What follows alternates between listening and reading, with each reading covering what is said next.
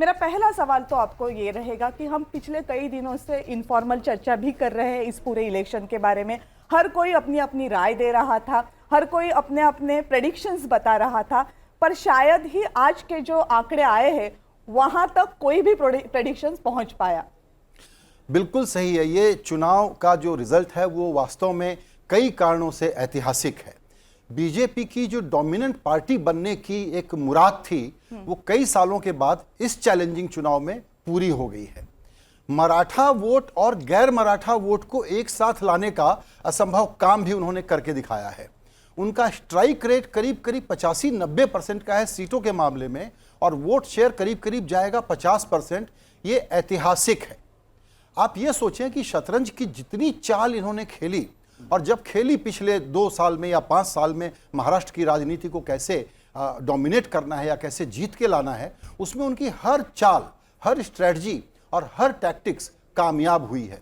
शिंदे को तोड़ करके लाना, अजित पवार को साथ में लाना, शिंदे को प्राइमेसी देना, और उसके बाद ऐसे मुद्दे गढ़ना जिसमें एक तरफ विकास और दूसरी तरफ उससे भी बड़ा महिला वोट बैंक, ये जो था उन्होंने इनके लिए कमाल किया है। इस तरह की विजय की तो बीजेपी को खुद को भी उम्मीद नहीं थी, ये बात मैं आपको बता सकता हूं। तो इस चुनाव का जो सबसे बड़ा आउटकम है वो ये है कि लोकसभा चुनाव महाराष्ट्र के मामले में एक एबरेशन था।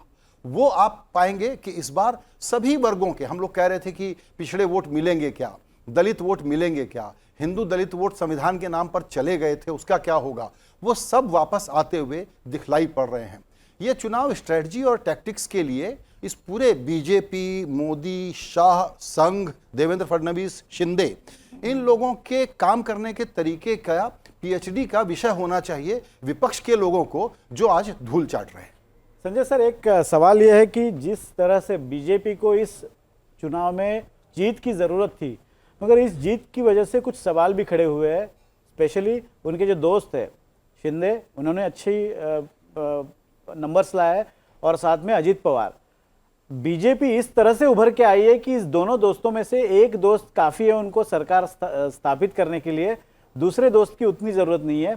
कुछ सवाल खड़े किए, ये जब मैं बोलता हूँ तो इन दो दोस्तों का इसके बाद क्या हो सकता है? देखिए, बीजेपी जब बहुत बढ़िया से जीत के आती है तब भी वो गठबंधन का धर्म निभाने में जितनी ज़रूरत है वो सारा काम करती है। आप पाएंगे कि इन तीनों लोगों को वो लोग अच्छे से रखेंगे, गुड ह्यूमर में रखेंगे। मैं मानता हूं कि ज़रूरत नहीं है, इसीलिए दरअसल ये शिंदे को और अजित पवार को सोचना होगा कि बीजेपी के साथ बने रहने के लिए, विश्वास का संबंध बना के रखने के लिए वो क्या करें। बात बिल्कुल सही है कि अब शिंदे की उस तरह की ज़रूरत नहीं है, लेकिन बीजेपी आप मान के चलिए लॉन्ग टर्म पॉलिटिक्स करती है। उनका हमेशा था ना, आप सुनते थे ये महाराष्ट्र में सीनियर पार्टनर, जूनियर पार्टनर कौन है, अब वो डोमिनेंट सीनियर पार्टनर बन करके आई है। इसीलिए मुझे लगता नहीं है कि एलाइज के साथ उनकी कोई भी प्रकार की वेवलेंथ में कोई मिसमैच होगा, ऐसा मुझे बिल्कुल नहीं लगता है।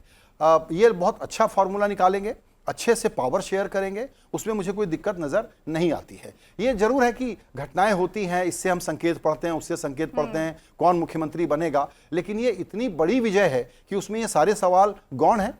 कुछ दिनों का सेंसेशन रहता है। मगर अभी जिस तरह से एकनाथ शिंदे जी ने बयान दिया है, उन्होंने कहा है कि कुछ फॉर्मूला तय नहीं है सीएम के बारे में।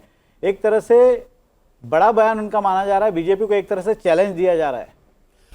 मैं ऐसा नहीं देखूंगा, उनका काम है वो पोस्चरिंग करें कि भाई मुझे मुख्यमंत्री बनाइए।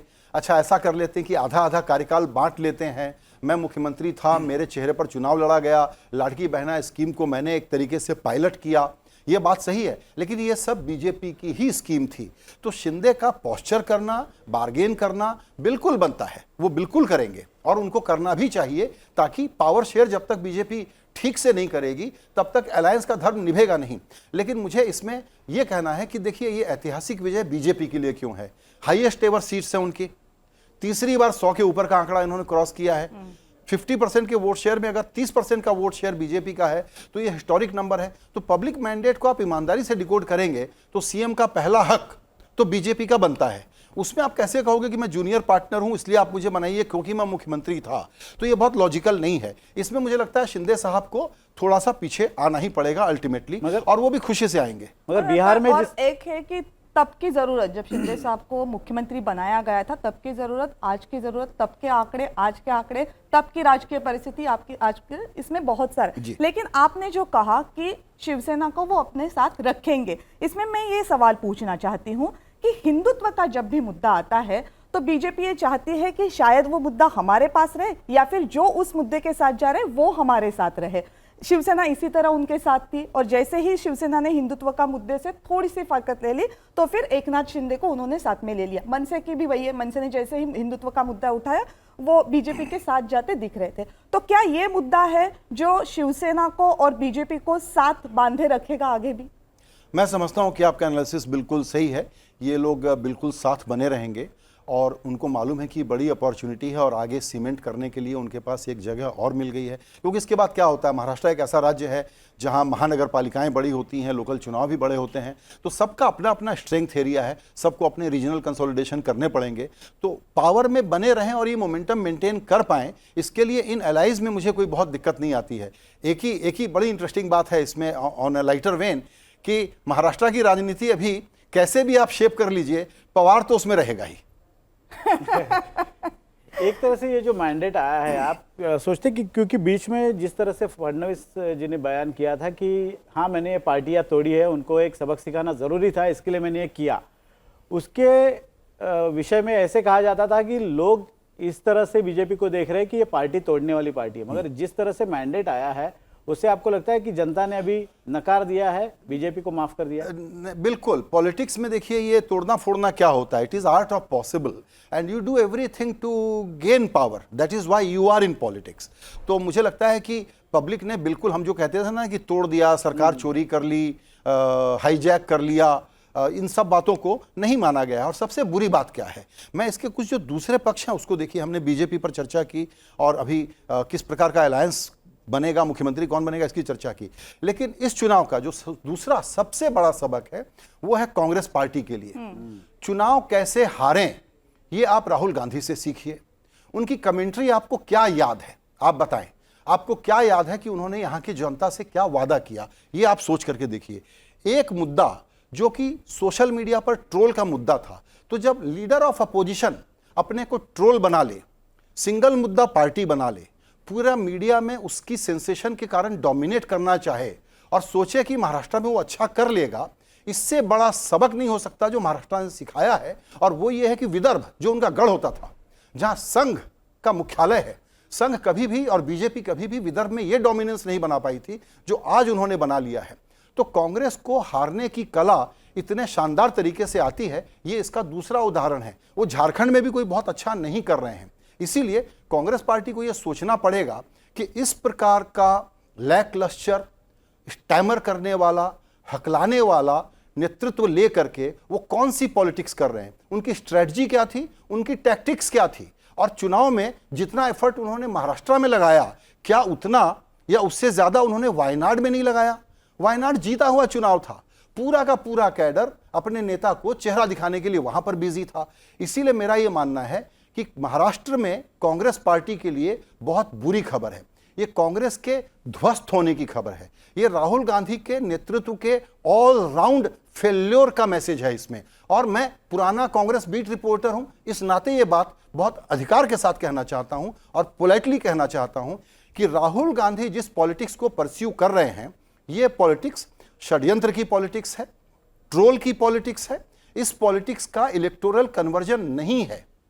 दरअसल आज तो बीजेपी और संघ का नेतृत्व हो सकता है राहुल गांधी को बहुत बधाई दे रहा हो कि आप जो अडानी अंबानी कर रहे थे, आप सिंगल मुद्दे पर बने रहिए, उसमें आपको वोट नहीं मिल रहे हैं और हम ऐसी हिस्टोरिक लैंडस्लाइड विक्ट्री के साथ आने वाले हैं। दूसरी तरफ आप उद्धव ठाकरे की हालत देखिए, बाला साहब ठाकरे की लिगेसी को उन्होंने कैसे निभाया, इसको समझने की कोशिश करिए। उनकी बातों में भी कर्कशपना था, एंटी डेवलपमेंट बात कर रहे थे, प्रांतवाद को फैलाने की कोशिश कर रहे थे। अब ये कांग्रेस पार्टी क्या जा करके गुजरात में कैसे वोट मांगेगी, ये सोचने की कोशिश करिए। और ये बाला साहब ठाकरे अब के नाम पर कैसे उद्धव ठाकरे आगे की राजनीति करेंगे। 20-20 सीटों की पार्टी हो गई ये महाराष्ट्र में, ऐसा जमींदोज इनको किया गया है और बीजेपी की चुनाव लड़ने की महारथ जो है उसकी वजह से किया गया है। और वो कोई सीक्रेट प्ले बुक थोड़ी है, वो सब पढ़ते हैं, सब जानते हैं, आप उसको कॉपी करते हैं, लेकिन कॉपी करते हैं तब तक 5 साल का आपका एक चुनाव निकल जाता है। तो ये चुनाव राहुल गांधी के पर्सनल फेल्योर की सबसे बड़ी मिसाल है, सबसे बड़ा सबूत है। और ये बहुत गंभीरता से ये बात हम आपको समझाने की कोशिश कर रहे हैं कि देखिए, लोकतंत्र चलना चाहिए। बीजेपी का ऐसा डोमिनेंस किसको चाहिए? कोई पब्लिक नहीं चाहती है कि ऐसा डोमिनेंस हो, लेकिन अगर अपोजिशन ऐसी एंटी डेवलपमेंट, ऐसा एंटी नेशनल, ऐसा anti business and no pro people क्या कर रहे हैं? उन्होंने 3,000 रुपए दिए, मैं 5,000 रुपए दे दूंगा। ये कोई पॉलिटिक्स होती है क्या? इसीलिए मेरा कहना है कि कांग्रेस पार्टी अभी भी, अगर आप लोगों को ये लग रहा है मेरी बातों से कि भ्रम हो रहा हो कि कांग्रेस पार्टी जागेगी इस झटके के बाद भी, तो इसको भूल जाइए, क्योंकि जब तक राहुल गांधी का नेतृत्व है कांग्रेस धराशायी होते रहेगी, इसी तरह से टूटते रहेगी। और आखिरी बात, 2029 अगर ये इस ट्रोल पॉलिटिक्स से लड़ना चाहते हैं तो भूल जाएं। कांग्रेस के प्रचार में जो एक बात दिख रही थी वो ये दिख रही थी कि कोई भी महाराष्ट्र व्यापी, जिसको आप पैन महाराष्ट्र कह सके, ऐसा मुद्दा लेने की वजह एजेंडा सेटिंग लग रहा था। ऐसा लग रहा था कि जो मुद्दे कांग्रेस लाना चाहती थी वो पहले से तय किए गए थे और उन्हीं को कांग्रेस आगे लाना चाहती थी, पर बदकिस्मती महाराष्ट्र के लोगों ने उसको एक्सेप्ट नहीं किया। मतलब जनता से जुड़े सवाल भूल के कांग्रेस कुछ अलग सवाल उठा रही थी। वही प्रॉब्लम है ना कि जनता सोच क्या रही है, इनको पीपल पल्स का कुछ नहीं मालूम था ना। ये अगड़े पिछड़े की राजनीति नहीं समझ रहे थे, इलाकों की राजनीति नहीं समझ रहे थे। हमारे पत्रकार लौट करके सोया कपास को बड़ा मुद्दा बता रहे थे, कौन सा मुद्दा निकल करके आया? कोई रिजोनेंस था ही नहीं इनकी बातों का। क्या कह रहे थे? आप लोगों ने इतनी कमेंट्री की है, आप लोग मुझे बताइए, मेरे इस सवाल का जवाब मैं आप लोगों से लेना चाहता हूं। आपको कांग्रेस का कौन सा इशू याद है? कोई एक इशू याद है आपको जो पब्लिक में रिजोनेट करे? किस राज्य में? महाराष्ट्र, जहां पर कि कांग्रेस मजबूत थी, जहां शरद पवार का साथ था। ये तो शरद पवार हैं, इसलिए आपको एक सेम्बलेंस ऑफ चुनाव लड़ने वाला फाइटिंग मोड थोड़ा सा नजर आया, वरना कांग्रेस की क्या हैसियत थी इस चुनाव में सामने आ गया है ना। उद्धव ठाकरे किस तरह से तितर बितर होकर बिखर करके पराजित हो गए हैं, सामने आ गया है ना। मेरा यही कहना है कि अगर आपका ऑब्सेशन कॉरपोरेट दुश्मनी और एक ऐसी आवाज, अमेरिका का चुनाव, लिबरल अमेरिकन डेमोक्रेसी का हम एग्जाम्पल देते हैं, आपको दिख नहीं रहा है वहां पर कि क्या बयार बह रही है, आमतौर पर पब्लिक क्या सोच रही है? आप अपनी पॉलिटिक्स को रीएडजस्ट नहीं करेंगे क्या? और चूंकि आप अपनी पॉलिटिक्स को रीएडजस्ट नहीं करेंगे तो ऐसा ही नतीजा आएगा जिसमें आप जमींदोज हो जाएंगे। इनको पब्लिक पल्स का कोई आइडिया ही नहीं है। ये सोशल मीडिया के ट्रोल को पॉलिटिक्स समझते हैं, और सोशल मीडिया के ट्रोल में ये जब तक फंसे रहेंगे कांग्रेस पार्टी का भविष्य अत्यंत ही अंधकारमय है। ये मैं आपको बताना चाहता हूं। आप सोचिए, ये बैठ करके ब्लैक बोर्ड ले करके अपने प्रवक्ता के साथ जब इनको चुनाव प्रचार में गली मोहल्ले में घूमना चाहिए तो वहां बैठ करके कॉन्स्पिरेसी थ्योरी का, जैसे नहीं होता व्हाइट बोर्ड पर कोई बड़ा स्ट्रेटजिस्ट अपने को समझ रहा है, बैठ करके कोई डिजाइन बना रहा है, उस प्रकार का बीच चुनाव में कैंपेन के दौरान अपने आर्म चेयर पर बैठ करके ज्ञान दे रहे हैं। तो मेरा यह कहना है कि इस वक्त एंटी डेवलपमेंट पॉलिटिक्स के ये बड़े चेहरा बन गए हैं। दुर्भाग्य की बात है, लोकतंत्र मजबूत में कांग्रेस मजबूत हमको चाहिए, लेकिन ये तो नहीं दे पाएंगे। इसीलिए इनका पब्लिक में कोई रेजोनेंस नहीं दिख रहा है। महाराष्ट्र में, महाराष्ट्र कौन है? सबसे बड़ा सोशल रिफॉर्म वाला राज्य। महाराष्ट्र कौन है? सामाजिक रूप से सबसे जागा हुआ राज्य। महाराष्ट्र कौन सा राज्य है जहां इतनी जातियां, धर्म, सबके बावजूद ये एक ऐसा मैंडेट ला करके आपको देते हैं? आपकी कौन सी थ्योरी सही निकली, आप ये बताइए ना। क्या फ्यूचर देखते हैं तीन पार्टियों का जो बुरी तरह से हार रही है? ये जो रिजल्ट है उसके बाद कभी भी पॉलिटिक्स में ये नहीं कहना चाहिए कि कौन सी पार्टी उठेगी या नहीं उठेगी, लेकिन पवार लेड जो पॉलिटिक्स चली थी इस महाराष्ट्र में, और पवार का मतलब होता है पूरे देश में एक खास तरह की पॉलिटिक्स, पवार लेड पॉलिटिक्स का ये आखिरी अध्याय है। ये दुख की बात है।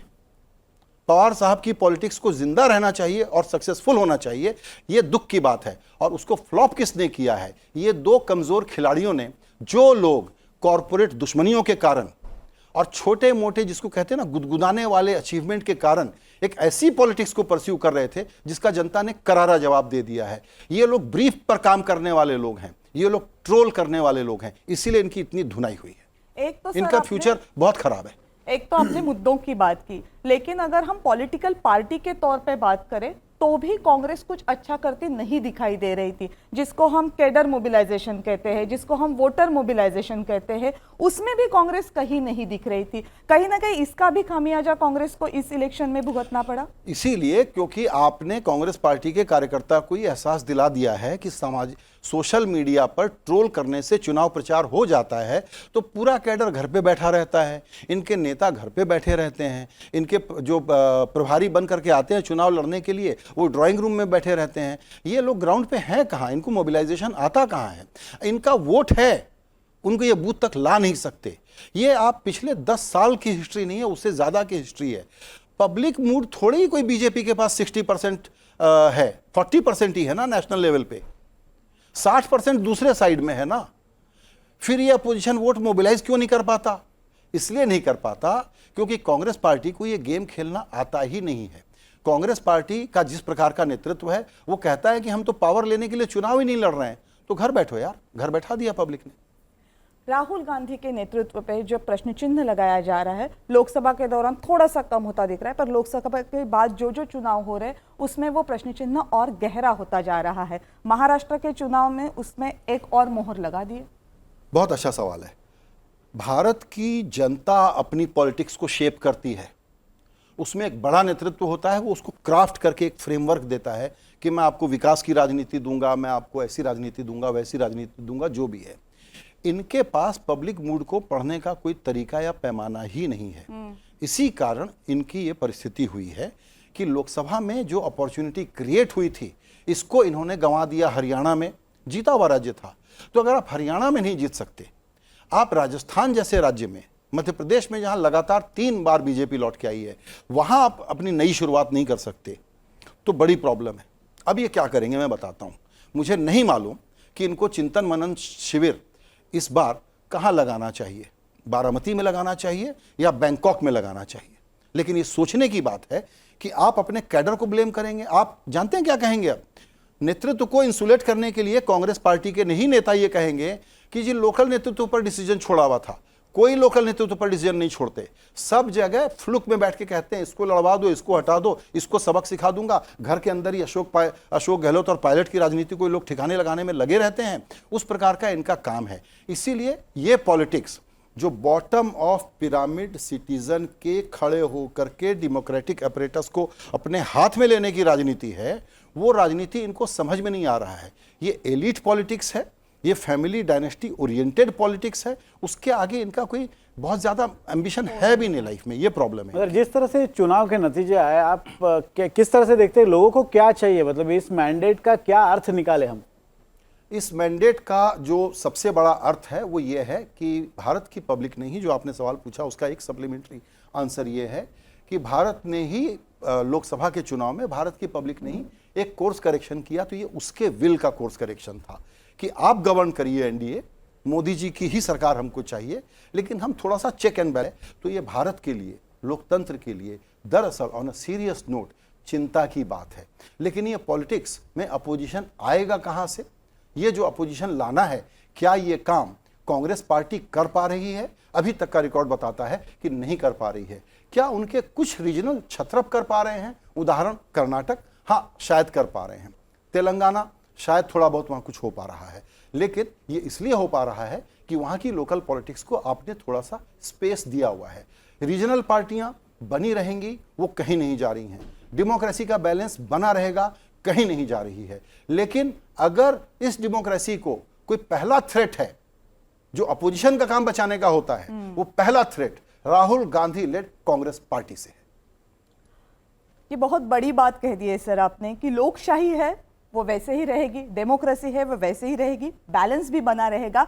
बट वो बैलेंस बनाने की जिम्मेदारी जितनी सत्तारूढ़ पार्टी की होती है उतनी ही वो अपोजिशन की भी होती है। तो जितना हमें सत्तारूढ़ पक्ष मजबूत चाहिए, उतना ही मजबूत चाहिए अपोजिशन, अगर डेमोक्रेसी हमें जैसे है, जिस स्पिरिट में चाहिए, वो अगर इस देश में रखनी है तो। सर बहुत बहुत शुक्रिया इस पूरे बातचीत के लिए।